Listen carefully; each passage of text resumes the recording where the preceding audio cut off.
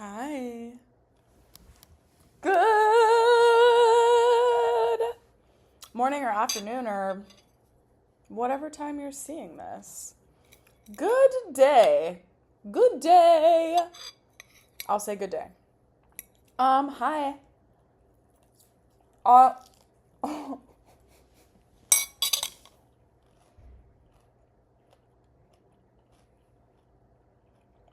my God. This mic is so good. It's not picking up the background noise of my chewing. Hallelujah.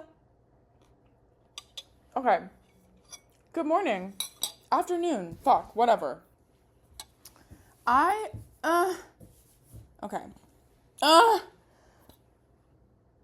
Okay. Welcome to episode 12.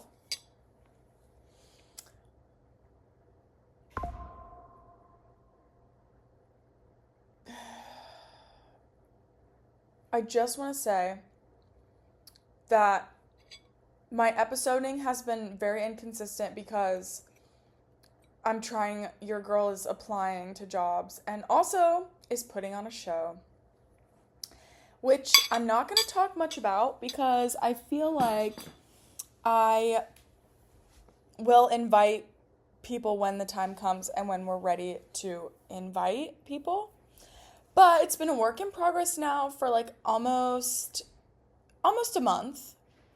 And project proposal, budget, you know the vibes. You know the vibes when it comes to putting on a show. If you don't, I'm here to tell you there's a lot of moving pieces. I'm very familiar with event planning because Lincoln Center and my time at Lincoln Center that I got to learn underneath some awesome people, and I was so blessed. And so because of them and because of Lincoln Center, I am knowledgeable, if you will, about putting on a show. Because I want to relate to the life of a showgirl so bad. No, I'm just kidding. I thought those were spider webs on my fan. It's just tape. Anyways, so that's what's been happening. And so sometimes you can't have it all, okay? I'm here to tell you that you can't have it all. It's funny because I have to tell myself that 9.99999% of my days, 99.9 I should say, not 9. That's a really small percentage. And so I'm here to tell you you can't have it all. I'm learning, okay? And so maybe I can share that wisdom with you. I'm trying to have it all. I'm trying to do it all. I'm trying to live the life that I want, that I, am striving for and constantly working towards. But you can't do it all. You just can't. I'm learning. And so, it's fine. It's fine. I'm learning where's the give and take. Sometimes it's money, sometimes it's time. Right now, it's definitely not money. There's none of that. But there's time. And we're putting on a show. Okay. Back to the important things. Raging lesbians and women.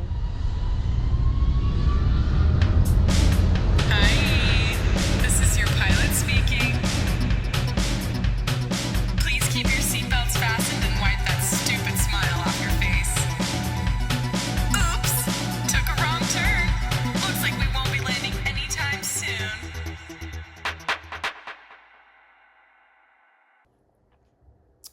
I went out a couple weekends ago with gay friends.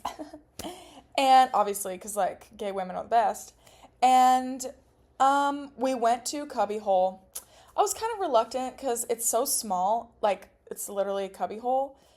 And I also just, don't quite fit into the, butch lesbian or, super high femme lesbian. I'm also not a lesbian. I just want to say I identify as bisexual. Unfortunately, I still have attraction to men, but mostly women, mostly just my girlfriend.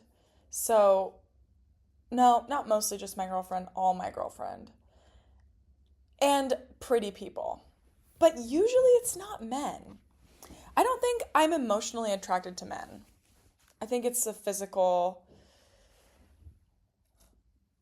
physical fortune that I was blessed with that I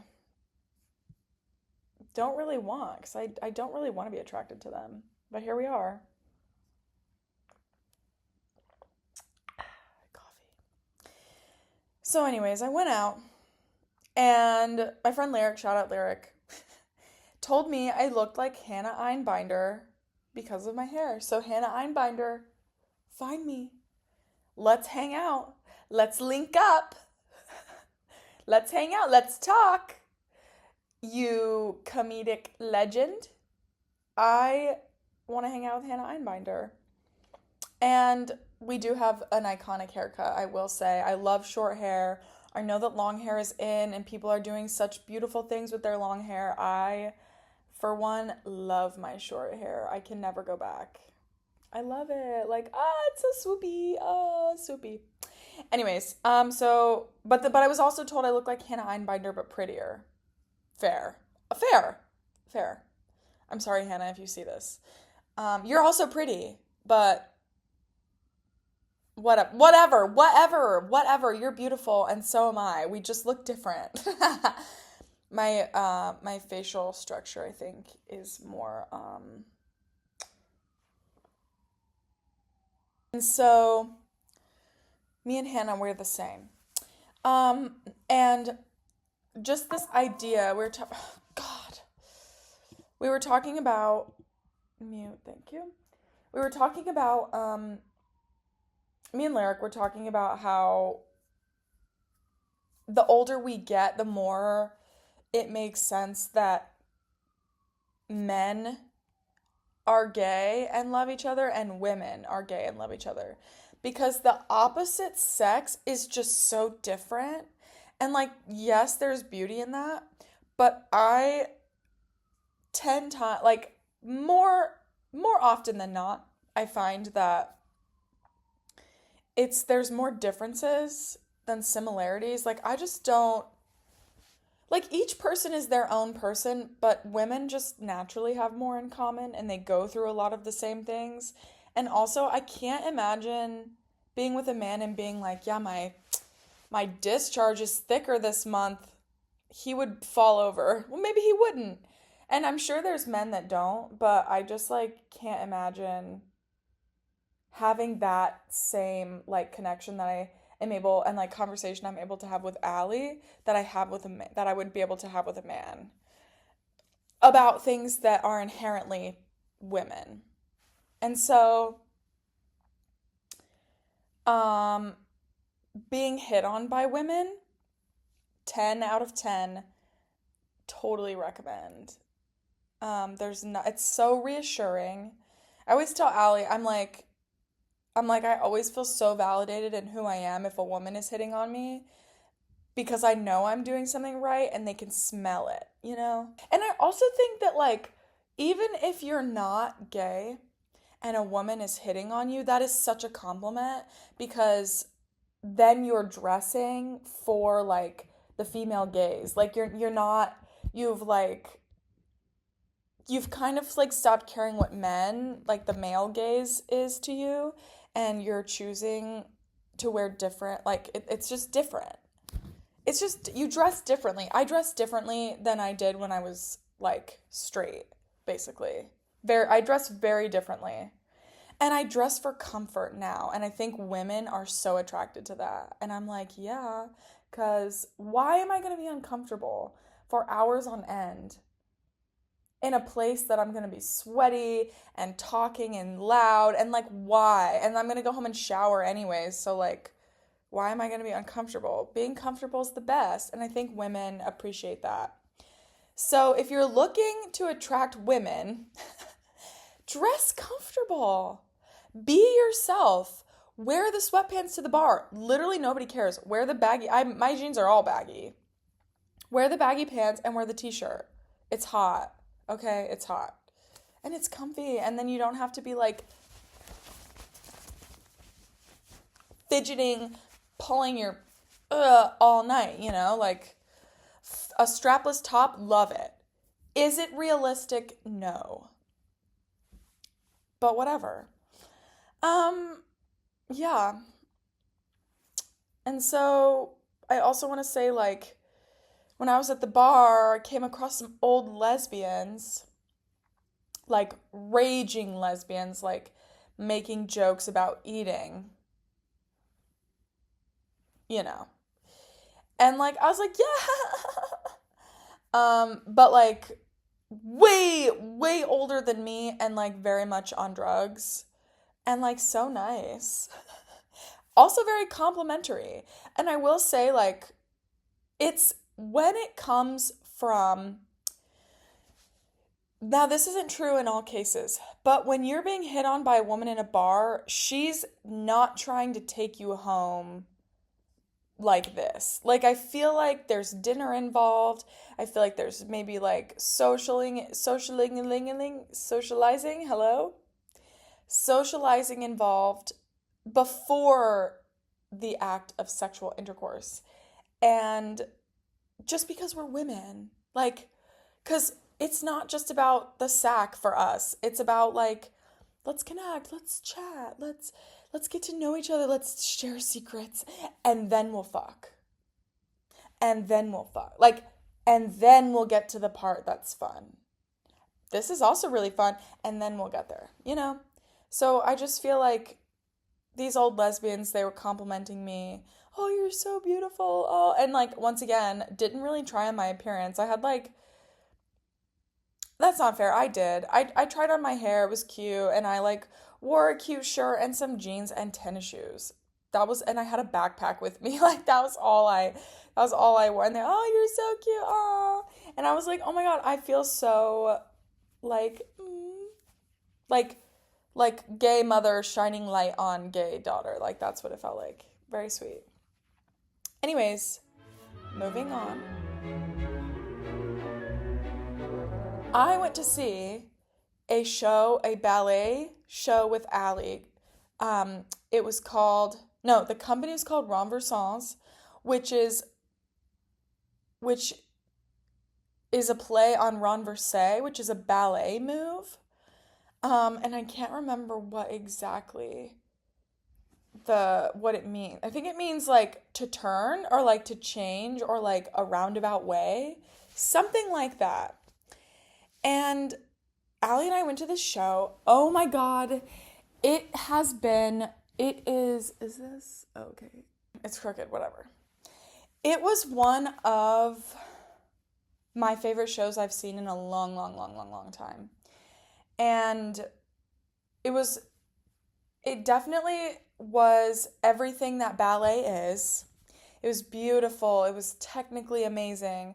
The lighting, the costumes, the pieces, the storytelling, everything was so chef's kiss to a T for what ballet is, and it was done without men. There were no men. It was only women, run by two queer women.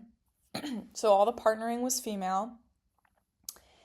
And it was some of the most gorgeous dancing I have seen in a long time. And when you see ballet or like when you like think about queering the ballet, you think about throwing everything the ballet stands for out. Like all the traditions, all of it, scratch it, start it from the ground up, like make something new that's totally different.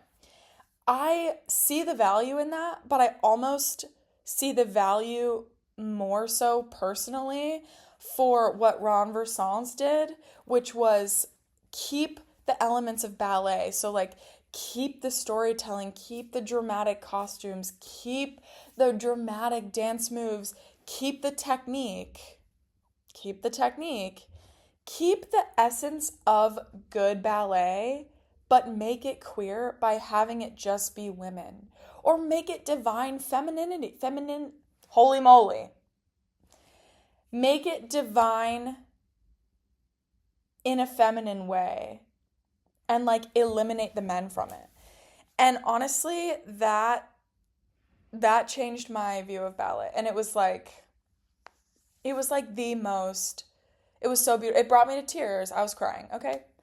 I cry at most things, but like recently I haven't like felt touched by a show in a while, and this show did that for me. I was so touched. There was a poem in it, and the poem was like so sad, and it was about this like it was about queerness, but it was playing into metaphors of the earth and like a woman's rib and like how her rib is made out of another woman's rib. Like, you know how people say like in the Bible God had said like a man's rib is part of a woman's hip or something like that. I don't know.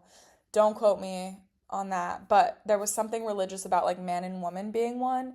This was kind of like diving into the religious undertones, but like women and another woman that she's in love with, like being a part of that, being like one, which again leads me back to when I was talking with Lyric, it makes way more sense for women to be in love than it does men. I mean, than it does women and men, hetero.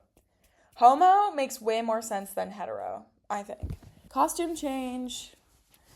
I was so moved and I was so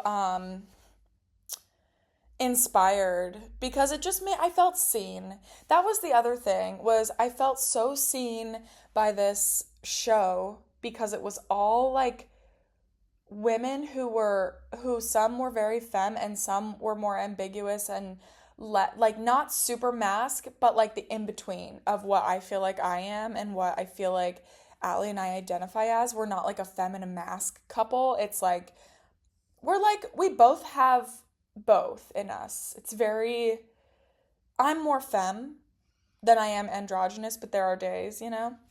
And it just reaffirmed seeing myself on stage. And like the whole point of art making is so that people can see themselves on stage.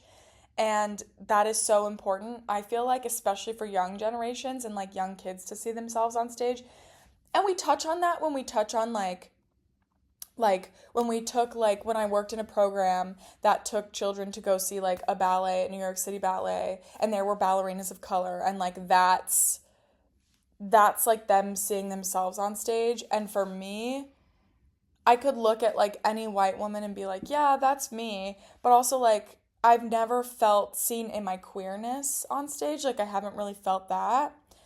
And so that was a different, like deeper level than seeing just ballet on stage and like partnering with men and stuff like that. I felt so like validated in my experience.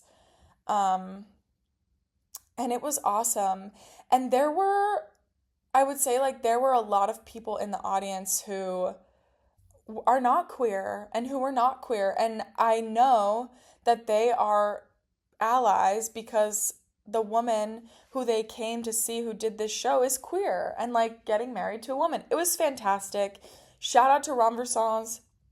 Shout out to, I think her name's Minnie, and her fiance Emily, I think. Unbelievable show. I can't wait to see what they do. Also, they are working on sustainability for their company, so they have a physical therapist. They pay working wages. They try to make rehearsals as consistent as possible so that everybody is safe and everybody's taken care of financially and physically, so that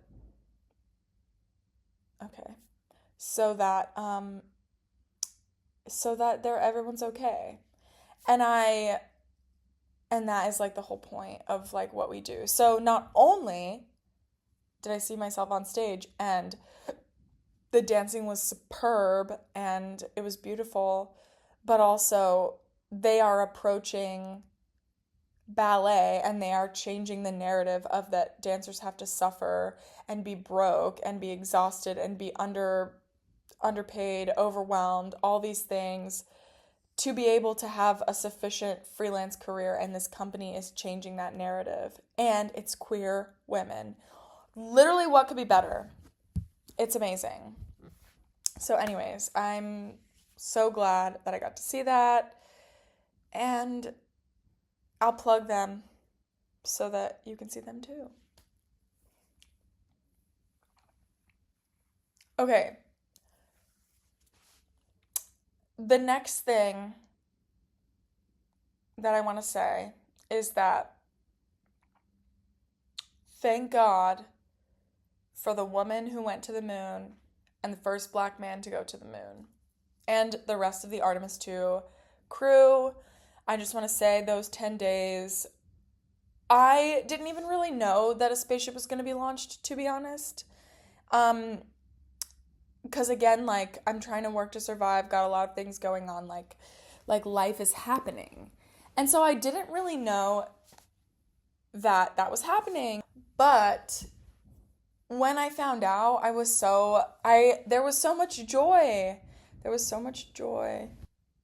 Whatever. Fucking whatever. Okay. There was so much joy. Okay. When Artemis 2 launched and I found out there was a woman on it. Oh my God. It was so nice to feel that for 10 days and like the lingering effects of watching her like regain her strength after being in no gravity and just following the trajectory of like what happens now. And I've never felt so I get nervous for things like that. Like I'm like, how are they not freaking out? Like what if something goes wrong? And I know that when they left Earth, I feel like have to make a promise to yourself that if something goes wrong, universe take the wheel, because there is no way that you can go into outer space like that and if something goes wrong, you can't panic. That makes everything worse.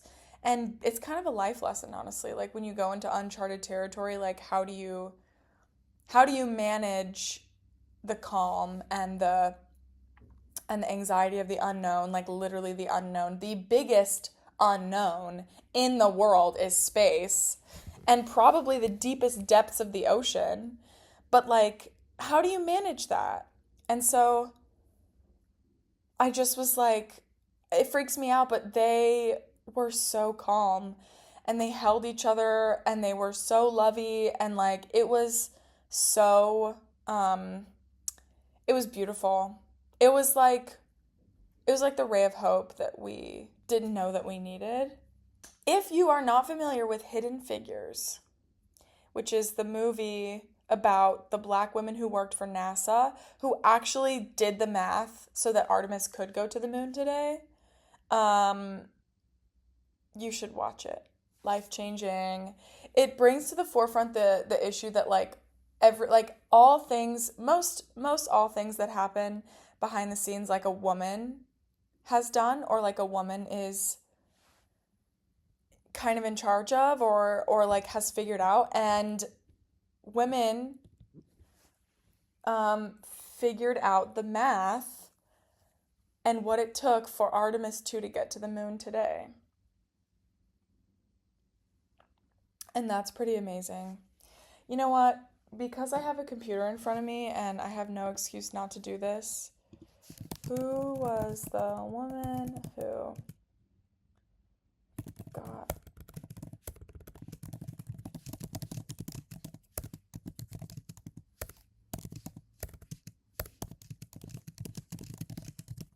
okay. Ugh, wait, no, that's not.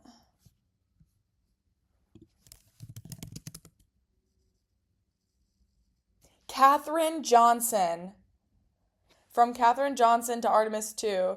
She was the pioneering black NASA mathematician whose calculations of orbital mechanics and trajectory analysis laid the crucial foundation for U.S. crewed space flights, including the Apollo mission and the mathematical foundation utilized by modern Artemis missions. Are you kidding me? She did that. She was the human computer at NASA, like before there were computers. She verified electronic computer calculations for crucial missions. That is the coolest thing I have ever heard. Shout out Katherine Johnson. Unbelievable. Insane. Shout out Artemis 2 and the hope that we all felt. I just wish I knew what was going on. Okay, so shifting gears a little bit.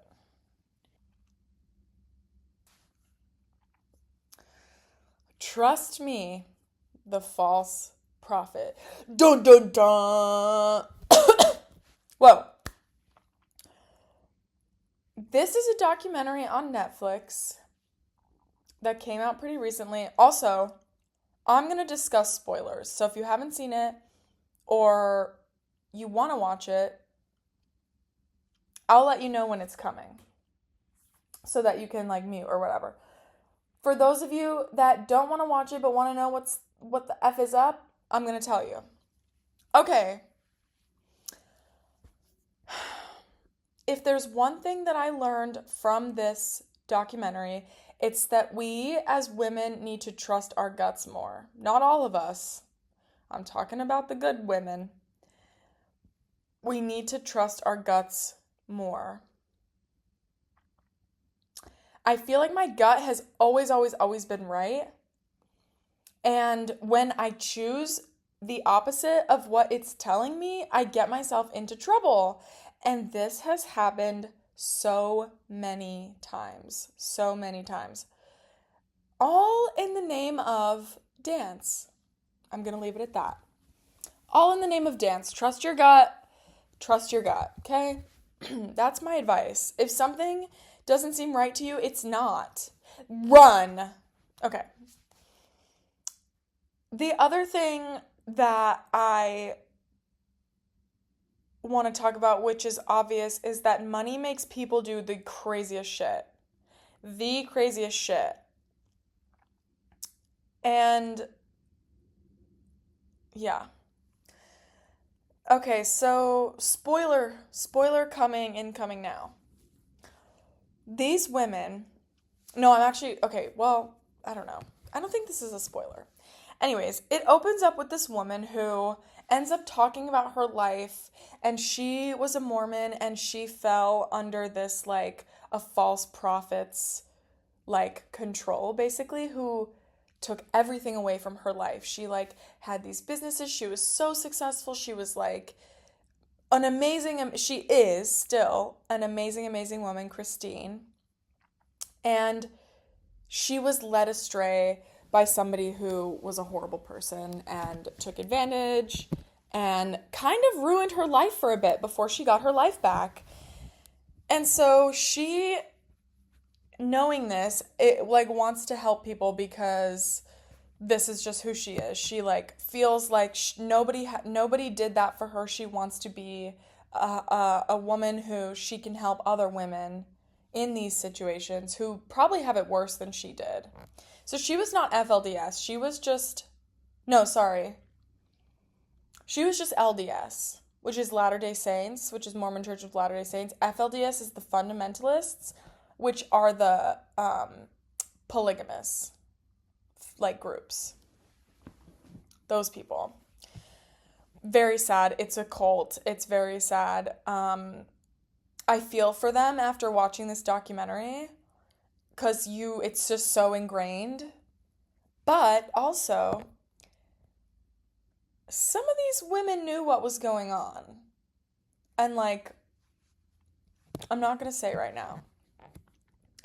And so Christine moves to this town where there is a polygamous population. It's very small, but it's there.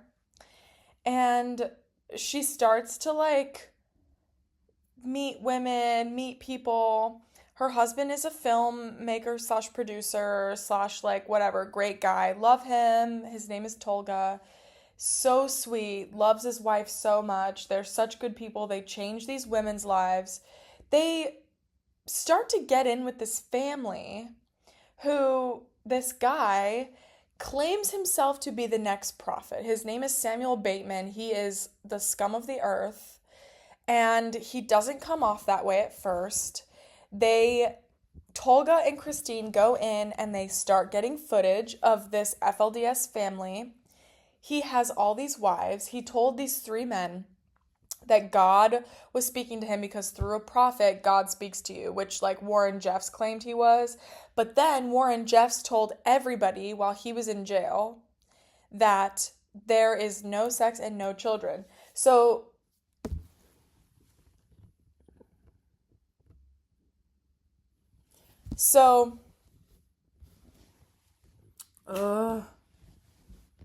gosh.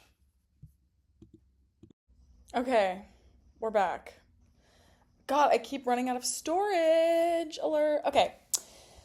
Anyways, as I was saying, so they start recording the this family that's led by Samuel Bateman, who, like I said, Warren Jeffs was like, no more sex, no more babies to the FLDS community. And then this guy goes, actually, because then Warren Jeffs stopped, I think, talking to people. Like through prison, I think he started to lose it. I think he was in like solitary confinement or something. Stopped talking to the outside FLDS community.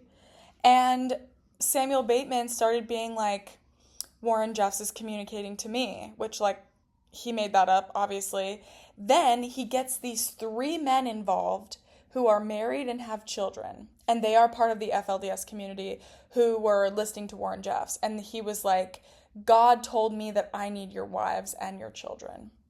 Crazy, crazy. And I was just like, but again, these people are in a cult, so they don't understand that this is wrong and that he's lying, because they believe that if there is a prophet and he's speaking to Samuel Bateman, they must listen because they want to go to heaven, because the biggest stressor in their life is if they're going to get to heaven and the afterlife. And I really, really feel for them. That's a lot of pressure. And as a kid who grew up Catholic and that was like what we were told, I was thinking about my death and how I would have to have a priest by my deathbed so that I could confess my sins so that I could go to heaven when I died, like that instant. And I was like, that it was so stressful. So like, to understand that as a kid, but to grow up in that, I cannot imagine that fear being so heavy on you. You wake up every single day and that's what you live for. And that just is, that's a lot. That's a lot on anyone ever. Anyways, so so Christine is like, we should film this because I think he has underage women that he's marrying. Which Warren Jeffs, that's what got him in jail. So Samuel Bateman knows better than to like have proof that he's sleeping with underage women. Ugh. It's so gross. It's so gross. And he made sure not to get them pregnant. Only the women of age. He made sure that he would have them get them pregnant and have babies. And oh my God, it's just like, so Christine and Tolga are filming this and they're in with the family. Samuel loves the attention because he thinks that by them filming this and them doing this documentary that they're helping him, when really they're gathering evidence and getting in with this family and building trust so that they can eventually expose him and get him thrown in jail for basically child pornography, child R word, like all these horrible things that he's doing to young women in the name of religion and God and him being the prophet. And God told me that I have to watch these men be with my girls. That is this crap, the disgusting pedophilic shit that came out of his mouth. This man is Satan in human form. And he's manipulated these women and these men into thinking that. And also, these men that he has invited / told him that God said that he needs their wives, that these men are business owners and they have a lot of money. So money is also a big part of this. And they're living in like horribly disgusting houses. Like they're jam-packed. It's too many people, but it's all of his wives. He gives them lessons, basically manipulating them, coercion. Like it's all these things that is grooming behavior in the name of religion and in the name of him being a prophet and what God has wanted him to do. And some of these women start to like, there's one in particular who is a mom of some of these girls and some of these younger girls, the underage ones, and she starts to kind of be like on the fence about it, and he can tell, so he starts to like be really ostracizing and isolating about her and kind of keeps her away from the situation. I don't know how he does that because they're all living under the same roof, but eventually he like wants her away from the younger girls and from the women that he's sleeping with, who are his wives. They all have wedding rings, by the way. And it's horrific. It's the theme of like disgusting men who hate women and only see them to have one purpose, and that they are easily manipulated, which they're not, by the way, because women are 10 times smarter than men emotionally and also maturity wise. And I watch them throughout this documentary as Christine and Tolga are doing this work. They have dedicated their lives to helping these women.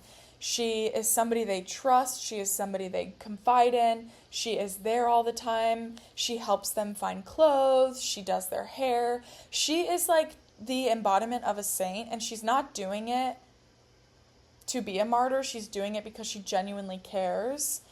And I feel like it is some of the most powerful watching I've ever done, and also she's a victim of extreme abuse, and so watching her go through this with such grace and the way that she handles everything, and she's so calculated, so when she gets in touch, spoiler alert, when she gets in touch with the FBI, she contacts the police, it takes so long for her to get any traction on this case because A, there's no proof, B, they've probably been reported before. The Arizona County Police or wherever they are has probably already heard this. They're probably like, yeah, but we can't do anything about it because there's no proof.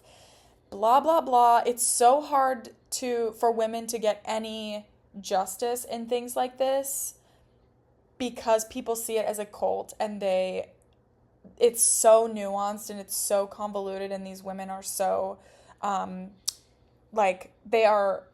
they are groomed to believe that this man is almighty and they have to listen to him or else they won't go to heaven. That the eyes of the law it's otherworldly to them. Like, they don't fall in that same citizenry category as like me, who like, I still sometimes don't even feel protected by the law, but like if I were to go to law enforcement, I would trust them more than I would trust some random man, if that makes sense. And I don't really, and that's a lot. Like, whatever. I'm not going to go into that. But anyways, throughout this documentary, I watch these women, specifically the mother. Mothers have a sense. They have a spidey sense. They know when something's up. They are too smart for their own good. This one woman whose husband is like working for Samuel Bateman, who's kind of like in cahoots with him, and she like doesn't fully even trust her husband anymore, and like she starts to be like, something's up. She goes to Christine and she says, I don't want this anymore for my girls. I want my family back. I want my life back. This is not making sense to me. I don't think he's an actual prophet. There's the layer of them still being in the church and them still like being a part of that is very much there. And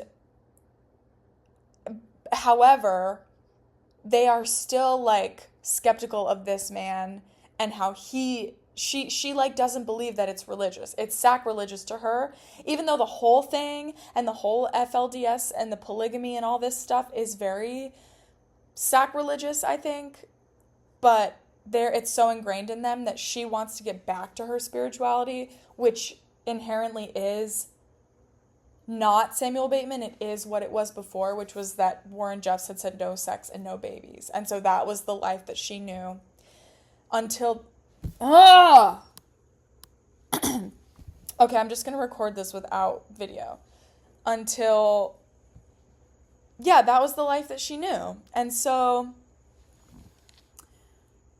Basically, this life that she knew, um, she just doesn't want it anymore. So, long story short, spoiler alert, they somehow orchestrate this FBI raid after months and months and months. And like, we're talking like almost a year of them gathering evidence, having videos of what he said, Christine filming on her phone when she was like in the car with Samuel and these kids, like after he gets arrested for the first time for having children in a trailer, driving them out of the state. He gets arrested, and cops find this trailer because they see hands sticking out of the trailer holding the door shut to keep the doors from opening and these women from falling out into the street in the highway. Like, it's horrific what is happening. So long story short, they gather enough evidence, there's an FBI raid that happens, and then he goes to jail, and these girls, it's so crazy what happens. I can't even get into the specifics. I feel like people need to watch it. It's called Trust Me, the False Prophet. Your mind will be freaking blown at how they pull this off and the ending of this story. I'm not going to spoil that because I feel like it's worth a watch. And I've been following these women on Instagram now who are like, have come out on the other side of this. And most of them didn't, but a few of them did. And it's an incredible story. And Christine is an incredible woman. And I just feel like it's so worth watching. It brought me to tears. Allie and I were so shocked and crying, and it was like, it's such an emotional journey. The documentary was so well done. At first we were like, oh my God, this is so funny. And then we were like, oh, this is actually like unbelievable. Like, this is the best documentary I've seen in a long, long, long time. So I recommend watching it. Trust Me, the False Prophet is what it's called. I can't believe that my camera keeps cutting out, you guys. I have no storage on my phone. It's pathetic. I'm so upset. Whatever. It is so important also to have men like Christine's husband on the side of women, and who he also, because he loves this woman so much, and this is his wife, they left wherever they lived to go do this and help these people. It was just a spidey sense that she had, and I think she talks about it more in the documentary, but her purpose in life was this. And it truly makes a difference when there are men on her side, because she could not have done that alone. Everything that she did, from the filming to the editing to the planning the FBI raid to needing a man on her side, because a lot of times in these church group situations, I feel like having Tolga on her side made Samuel Bateman trust her even more, because, oh, if there's a man involved, then this woman, then it, like, a man's voice is sometimes more powerful than a woman's when it comes to this, and if it's a good man, we need that. So we need more good men. And raging lesbians, obviously. Anyways, that kind of concludes this week's episode of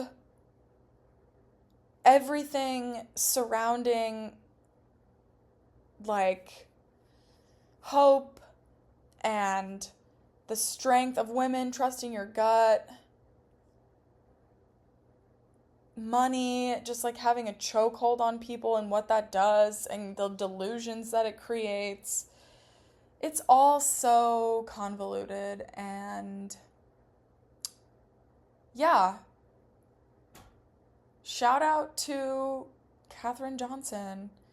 Shout out to Christine and Tolga. Shout out to Minnie.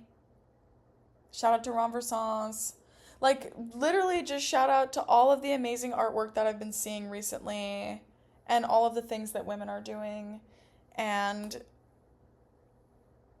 yeah, it's very inspiring, and I'm like so grateful that I get to be a part of history by witnessing that.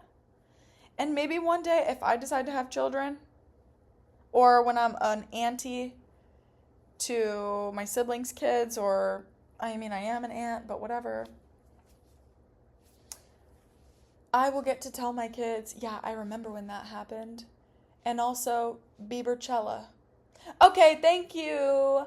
That is all for today's episode. This is your pilot speaking. Goodbye. Mwah.